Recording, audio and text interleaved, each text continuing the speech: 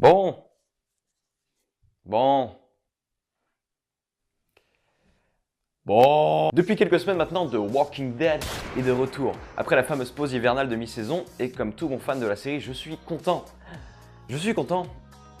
Et en même temps, il y a quelques trucs qui me turlupinent. Il y a un certain nombre de choses qui me dérangent à la manière d'un locum qui serait resté coincé dans ma babouche depuis quelques saisons maintenant. Et vous savez sûrement à quel point c'est ennuyeux d'avoir une pâtisserie coincée dans sa chaussure. En tout cas, vous avez été nombreux, merci Alex, à me demander mon analyse d'expert sur la dernière saison du Mort qui marche. Alors nous y voilà, prenez place dans votre plus beau fauteuil tout en dégustant une fabuleuse salade piémontaise et on est parti pour cette vidéo bilan demi-saison, quoique pas vraiment parce qu'on en doit être à l'épisode 12 là. Enfin peu importe, une vidéo qui intégrera, vous vous en doutez, un maximum de spoilers en tout genre. Alors maintenant vous êtes prévenus, alors fuyez ou restez à vos risques et périls.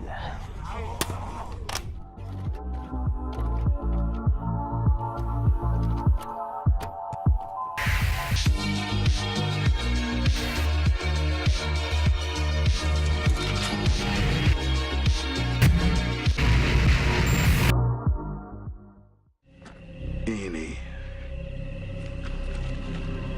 Meenie. Miny. Mais Negan, pourquoi t'as tué Abraham? On vient de perdre des millions de spectateurs. Très bien, alors dans ce cas... Mais pas Glenn, mon gars, non. Je l'ai fait que suivre les comics, les gars. Tu sais très bien qu'on n'a jamais suivi le comics à 100%, on aurait pu faire autrement, regarde. On a même plus de personnages charismatiques maintenant. Si, il reste encore moi.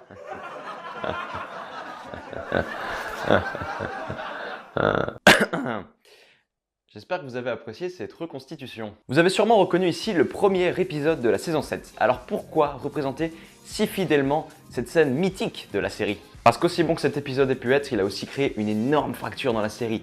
Il y a vraiment eu un avant et un après saison 7 épisode 1. Et vous faites peut-être partie de ces millions de spectateurs à s'être dit « J'arrête de regarder cette série de prout, ils ont flingué tous les personnages cool, ça suffit maintenant, je suis pas venu ici pour souffrir, ok ?»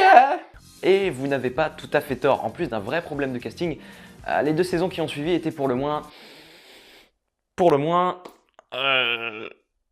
merdiques, on va pas se le cacher. Non, j'exagère, tout n'était pas acheté, mais globalement, c'est vrai que ça manquait vraiment de rythme. La réalisation à devenir aussi propre que la fausse sceptique d'un Mexicain après le déjeuner. Et puis une des seules choses qui a vraiment réussi à me tenir en haleine tout au long de ces deux saisons, c'est vraiment les prestations d'Andrew Lincoln et de Jeffrey Dean Morgan. Je veux dire, ces mecs sont vraiment incroyables et ils ont réussi, grâce à leur acting, à maintenir vraiment la série à la surface. En tout cas, voilà, les saisons 7 et 8 ont été pas mal décevantes et MC, conscient d'avoir cafouillé, a promis que la saison 9 allait un peu réparer tout ça. Et bah franchement, jusque-là, c'est vraiment pas mal du tout. Le pari a été partiellement tenu, partiellement. On va d'abord parler de la première partie, quand Rick était encore là avant l'arrivée des chuchoteurs, une partie que j'ai trouvée vachement bien menée.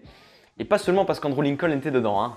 J'ai vraiment senti à quel point MC avait la volonté de repartir sur de bonnes bases avec cette saison 9, en commençant par remplacer Scott Gimple par Angela Kang à la place de showrunner. Cette dame, si vous la connaissez pas, elle a commencé comme scénariste pendant la saison 2, et si vous ne vous souvenez pas de la saison 2, c'était une saison assez controversée. Beaucoup de personnes, dont moi, l'ont énormément aimée, et d'autres au contraire l'ont trouvée assez chiante, assez nulle, parce qu'elle se concentrait essentiellement sur les événements de la ferme d'Herschel et aussi beaucoup sur la psychologie des personnages. Mais personnellement, je n'ai jamais été attaché à autant de personnages que pendant la saison 2. Angela Kang sait travailler des personnages pour qu'ils soient cohérents et attachants, et sa touche se ressent clairement dans la saison 9. Prenons l'exemple de Daryl. Ce personnage pourtant si important aux yeux des fans a été tellement mal exploité dans la saison 7 et 8. En plus de jamais l'entendre lâcher plus de 2 mots à la suite, il a commencé à faire que des choix stupides, le mec. On se souvient tous du camion poubelle envoyé dans le sanctuaire. Bravo Daryl, gros strat.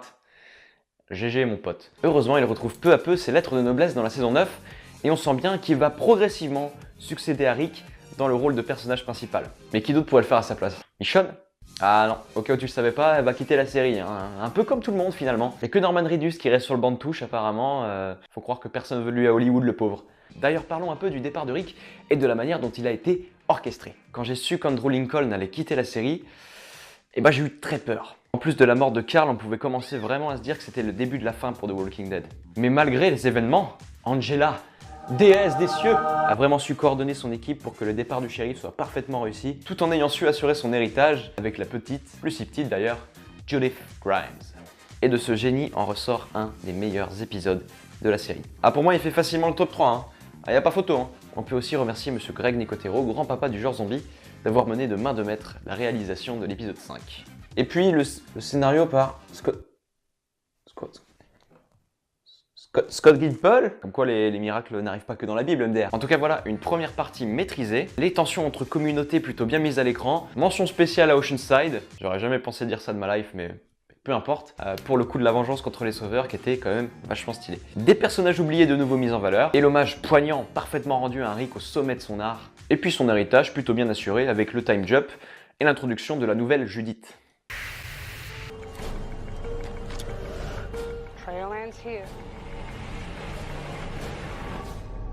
Maintenant, trêve de plaisanterie les enfants, intéressons-nous à l'axe narratif principal de cette saison 9, à savoir les chuchoteurs, qui sont un peu les restats de la saison. Les nouveaux gros méchants, terrifiants et sans pitié. Et bah pour l'instant,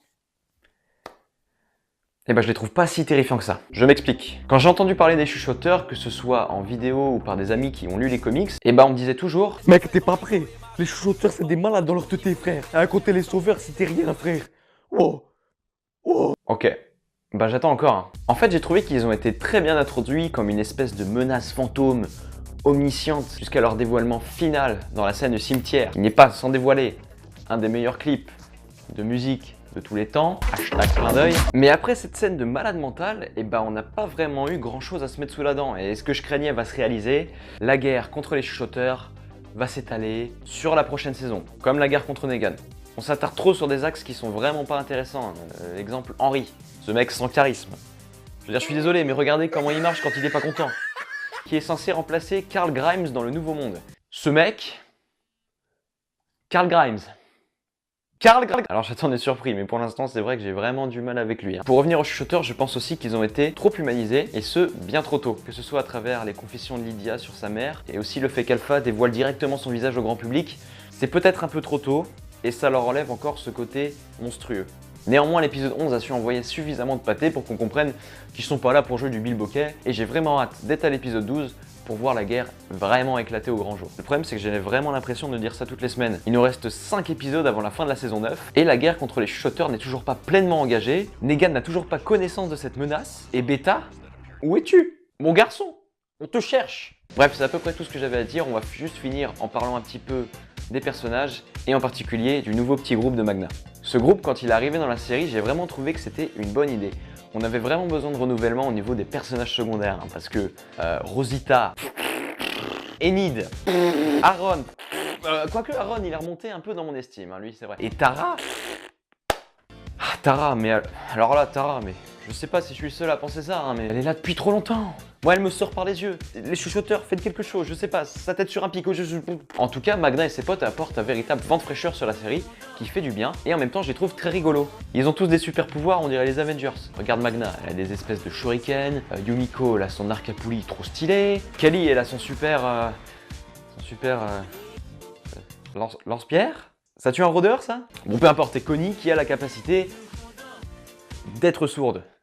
Bon, chacun ses super pouvoirs après, hein, on n'est pas là pour juger. Dans tous les cas, je trouve que cette étiquette badass qu'on leur a collée fait qu'on a du mal, bon finalement, à les apprécier comme il le faudrait. Pour vous dire, je me souvenais même plus des noms de la plupart d'entre eux quand j'ai écrit la vidéo. Il leur manque un peu de profondeur et de personnalité, et en soi, je trouve que le personnage de Luke est très bien réussi. C'est le mec le plus humain de la série actuellement, et ça fait du bien de temps en temps d'avoir ce genre de personnage de bon samaritain à la Dale / Herschel. Et il faut aussi dire que son interprétation par Dan Fogler, le gars des Animaux Fantastiques, contribue à faire péter son capital sympathie.